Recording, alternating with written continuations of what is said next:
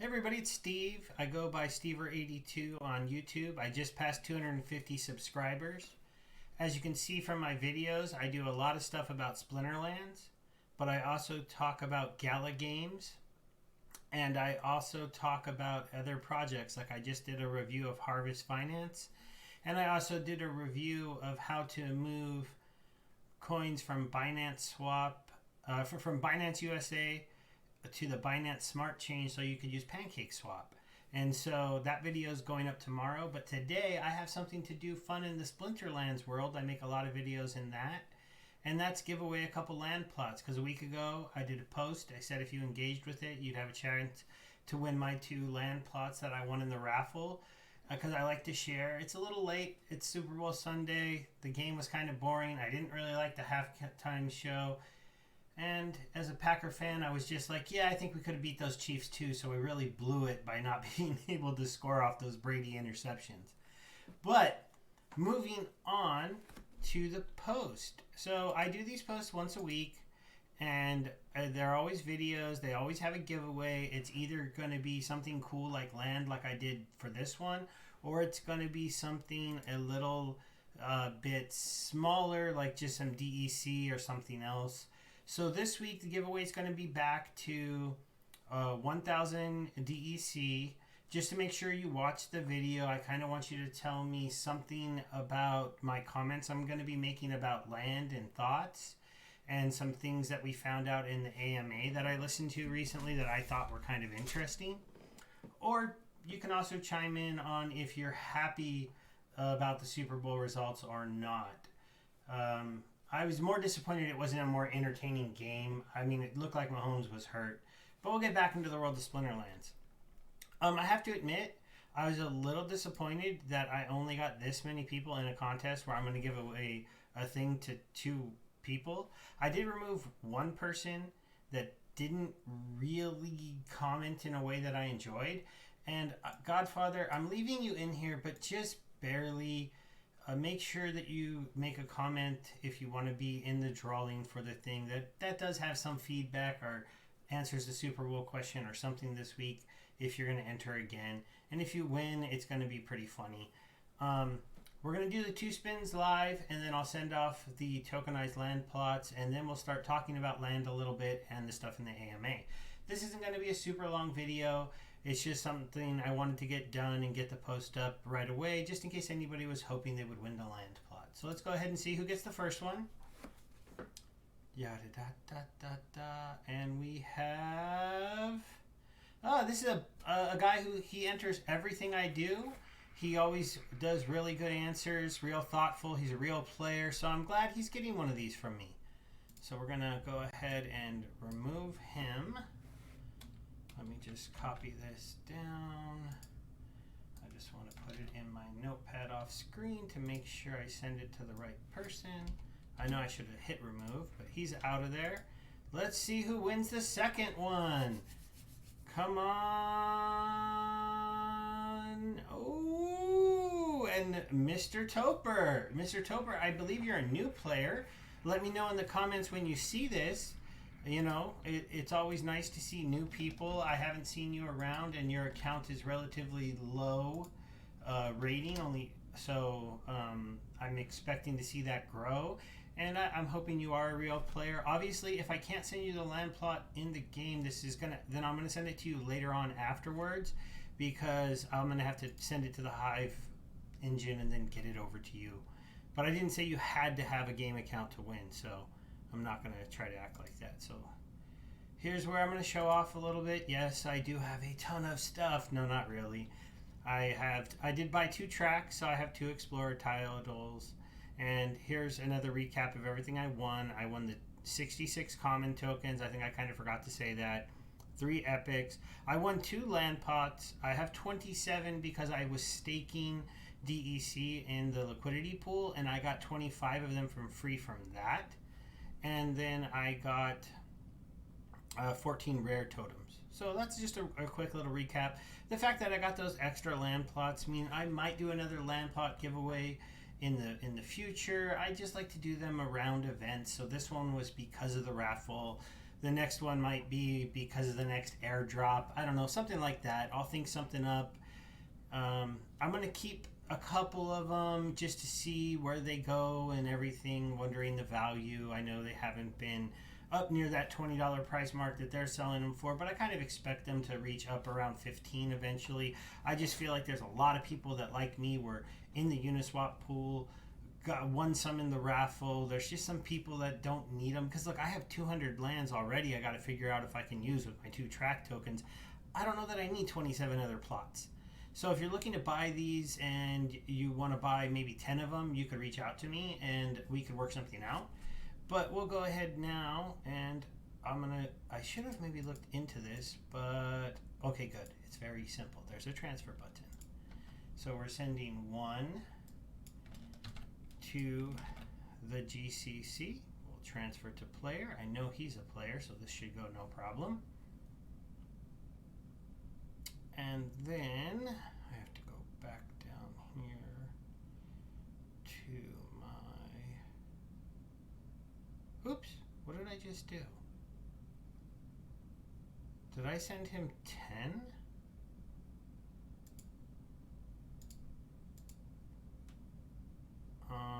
If I did send you 10, if you could send 9 of those back, that would be really cool.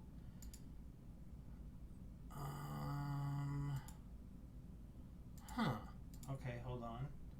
I know a way to possibly check that.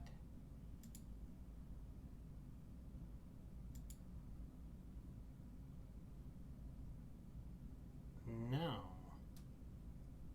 Oh, look, I sold a card a few days ago. Oh, hey, yeah, I was selling these because I had one of them.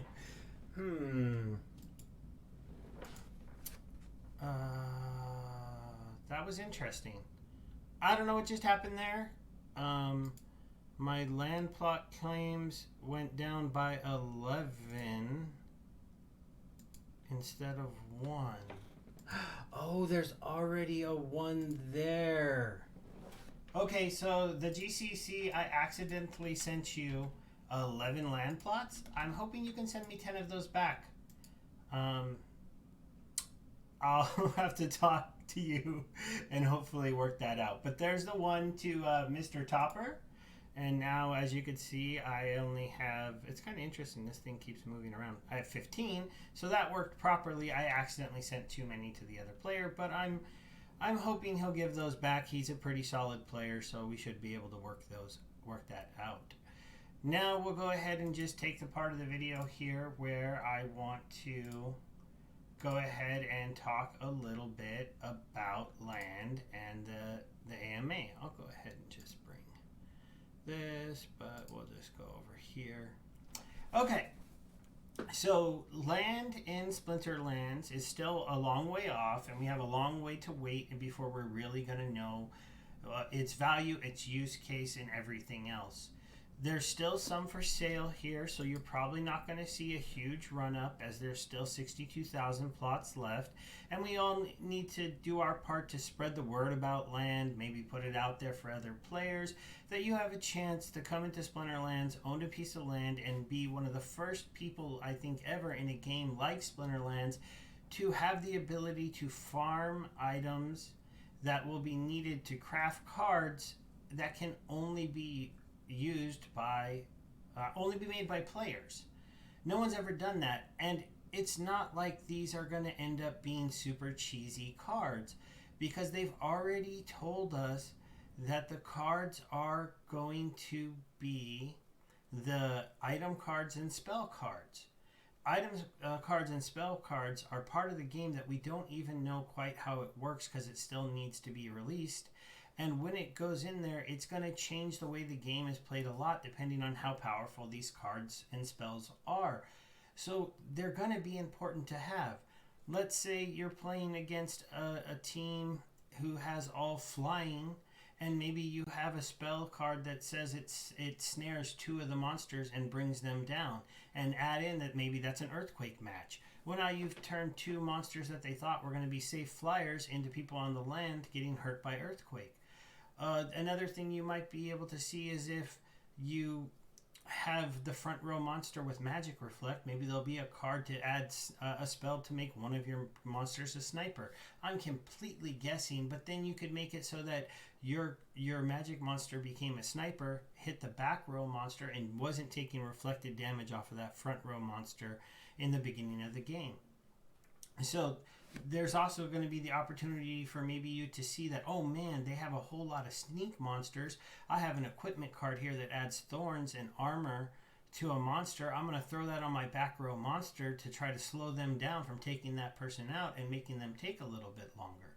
So there's going to be a chance for you to see your opponent and his lineup and play cards to adjust and change the overall what happens in the game.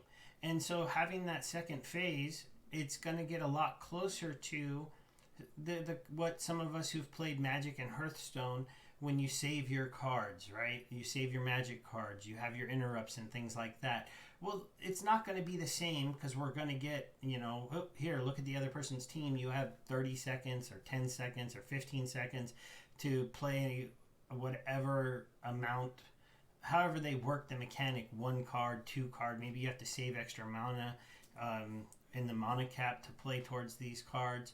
But we'll have to see what the actual mechanic is, but then you're going to be able to play those, and then you're also going to have to think in your head what the other person is going to play. Splinterlands is really fun because it is such a game of, players who as opposed to Magic or those other games where you have to build a big deck, you have to hope you get lucky in the shuffle, you get to play a game where it's really a thinker's game. You look at the rule sets, you look at the mana caps, you look at the teams available, you have to understand what teams you might be running into in that rule set, in that time frame, make your team adjusted to that, and then you might be completely wrong when they go a completely different way. Or you made it perfectly, and so you're going to win a match easily, even if you were out leveled by a level or two, because the perfect setup to counter an opponent will beat them, even if their cards are a little bit stronger than yours. I know that for sure. And then I know there is a frustration of some of us who get stuck running into just people who have all the best cards when you get up into those higher levels. But this will maybe give us one more way to counter them. To maybe take away some of the attack power of certain monsters, or make it so that you don't have to keep attacking a certain monster that you can't hit. A little flying bird that I hate. If you know that card, maybe put it in your comment. But that's one of the reasons why I think eventually land is going to be very exciting. Now, I'm going to play a little devil's advocate now, because I feel like that should be said whenever anybody's saying why he thinks land is going to be really cool and eventually reach this value. It all needs to be built. We don't know if the magic cards and the equipment cards will be strong enough, and if they're not, then land won't have really very good value at all. But I don't think that that'll end up being the problem. But the other thing that might become a problem is we don't know yet if you will need to level spell cards and equipment cards. And so I'm going to ask them that in the next AMA if that's what they plan. Because one of the things that you could imagine is if your land produces a certain minerals and you have enough minerals to make a card, and then you can make 1 card a week, then it might take a long time if you can only make 1 a week, but there will be a time when you've made enough of those cards for every player to have one, and then when you make another one, nobody's going to want it. Now, I'm sure they're aware that that problem could happen, and then that would be very, very bad for the land. One of the ways to easily solve that problem is just say even ability cards, equipment, and if the cards level up the way the cards do, and they look and they're like at the common, if they're the same thing as they are now for Untamed, and you need hundreds of the common one to get the maxed one to the top level, and nobody's going to have that in the beginning of the game unless they go absolutely crazy and just buy everything off of the marketplace that comes up, then I think we'll be pretty solid with the cards being there. And the other answer to that would be that you could have equipment cards where new equipments come out, but they still use the resources that your lands produce. And maybe there's an ability for you to buy something that allows you to produce that other item. Sorry, had a little itch. So that's kind of just some of my thoughts on land. The last AMA was pretty fun. It was just kind of regular. They do seem to be working on something to make the new player experience a little bit easier. I asked them a question that if they might think about allowing people to have a certain brand of summoners, maybe in the next set or in a dice-like set, where instead of you having to level the summoner with cards, you could level it with play.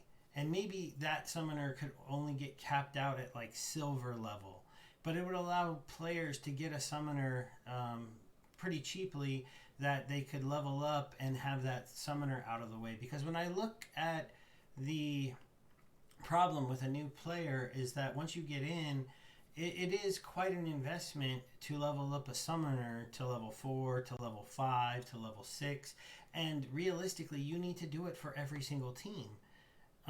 So they have something in mind, they said, because they didn't say yes, we're going to do that. I knew it was kind of a crazy question, but a long time ago, those of us who got into this game in alpha, there was talk of you being able to level up your cards with play.